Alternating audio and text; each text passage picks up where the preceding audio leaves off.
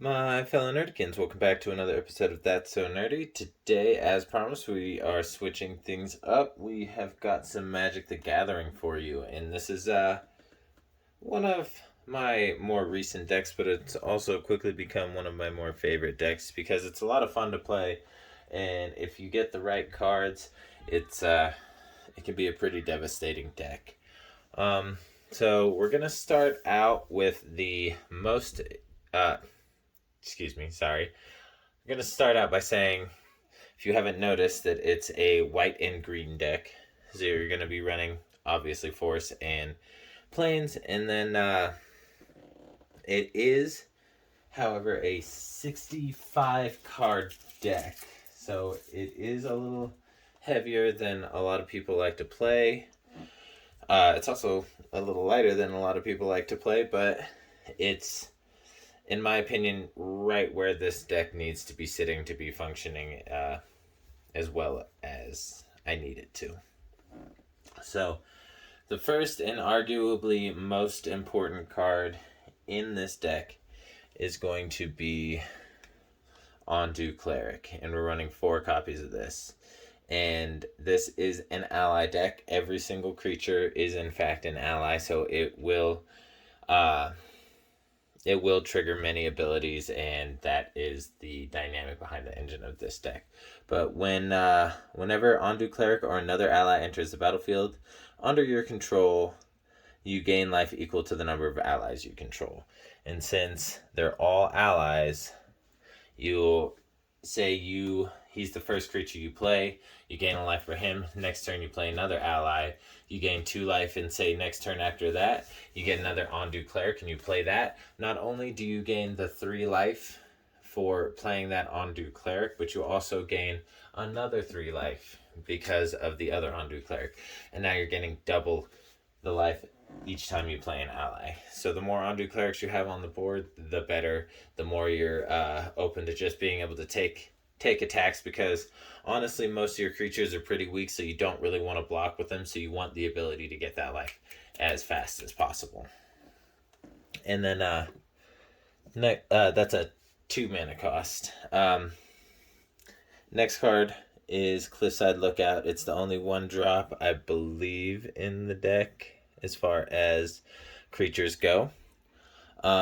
And if you tap 5 mana, creatures you control get +1/+1 until the end of the turn. I don't find myself using that very often. I have used it a couple times in late game strategy, because once you have your creatures out there, you'll notice most of them are fairly low cost. There's a couple high cost creatures, but they're in there for good reason.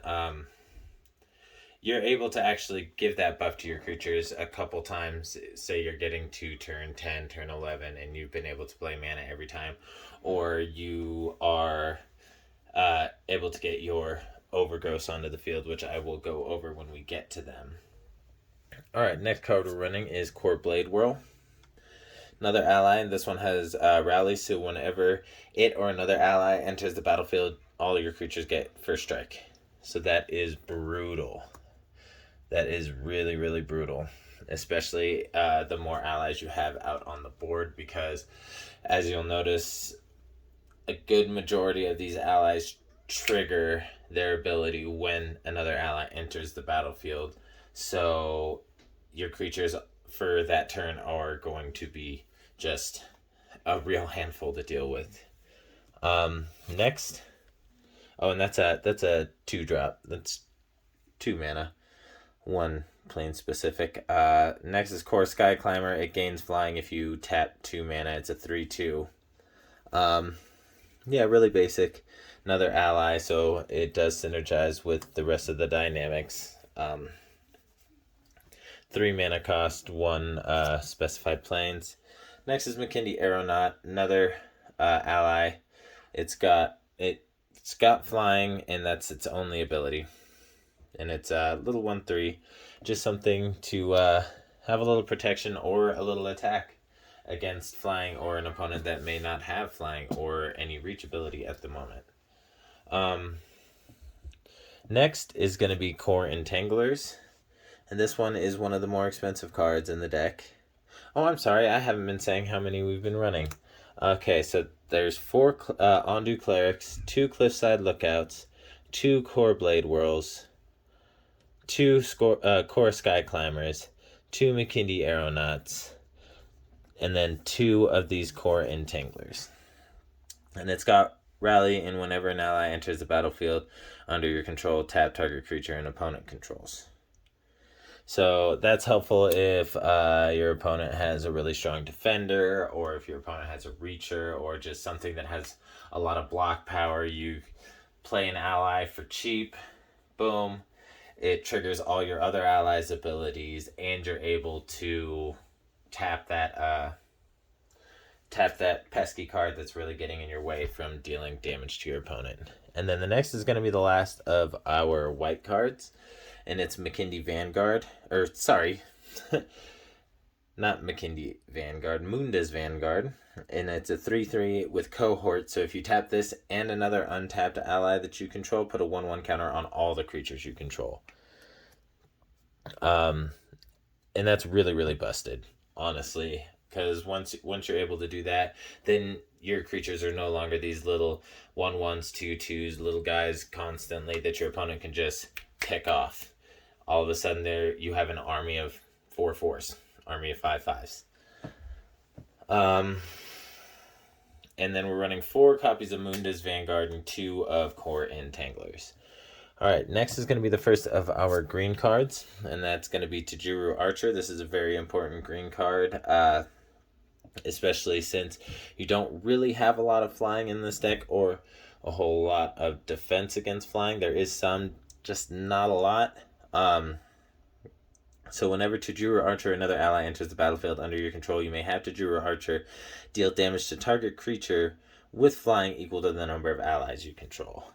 So that can be very, very devastating, because like I said before, most of the cards in this deck are fairly low cost, so you can play them out pretty quickly.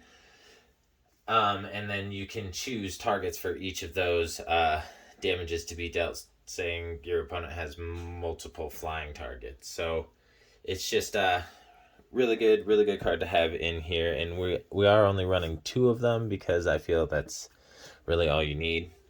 The ratios of the cards we're running in this deck, like I said before, it's really what I feel works best for the dynamic that I'm going for. Next, we're running 2 copies of Grey Pelt Hunter. It's got Trample, and whenever it or another ally enters the battlefield, it gets a 1/1 counter. So it just gets bigger and bigger as you play more cards. So say you have him out on the board, as well as Mundus Vanguard. He gains 1/1 counter when you play an ally, and you can now use your Mundus Vanguard, tap it, and then tap the ally that just came into play, since it has Summoning Sickness anyway, and it can't attack, to give the rest of your creatures 1/1, and it gives your Grey Pelt Hunter another 1/1, therefore giving it a +2/+2, which is really, really good, honestly. And he just has Trample, so it's very, very helpful. And like I said, we're running 2 copies of that. Next, we're running 3 copies of Tejuru Warcaller. So this one's a 2/1, and whenever it or another ally enters the battlefield, creatures that I control get +2/+2 until the end of the turn. So that's really helpful, because say you have your Blade Whirl and your Warcaller and your Jujuru Archer, your Mckinney Aeronaut. You already have all these pieces out there, and then you play that card, and then all of a sudden they're 2/2 stronger. It can be really devastating, considering how they all have first strike because of your Blade Whirl. Next, we're running 2 copies of Tejuru Beastmaster, and it's essentially the same thing as Tejuru Warcaller, except instead of 2/2, they get 1/1, and it's a 5/5, which is why it costs more mana. Alright, next we're going on to our multicolor cards, and we're only running 1 copy of Jiraga Auxiliary. It's essentially just so you have more ability to put counters onto your creatures. I find myself not typically using that for its ability. I typically end up using it to block from damage before I get the ability to gain life. But typically, by the time I can play that card, or by the time I want to play that card, I have so many pieces on the board that I actually don't really need it, and he ends up just being fodder if I need him to be. Or he just comes out as an ally, and he becomes an extra attacker. I don't really use the Support 2 ability all that often, but it is a nice ability to have at your disposal when you need it. So we're only running one of those. Next, we're running 4 copies of Veteran War Leader, and his power and toughness are each equal to the number of creatures you control, so the later in the game it gets, the more powerful he becomes. And then, and then if you tap an untapped ally, he can gain either Vigilance, First Strike, or Trample, so you can tap 3 allies and he can gain all 3 if you like. And like I said, we're running 4 copies of that, so that's your boss card right there in this deck, to be 100% honest. That right there, that's going to be the one that is dealing most of the damage and is taking most of the hits if you're not able to gain that life. Say you lose your Ondu Clerics, or you just never really got them in the first place. So that's all of our creature cards, and we're only running 4 non-creature spell cards. And then those are 4 copies of Overgrowth. So it's an enchant land. You enchant a land and it gives you an additional 2 force.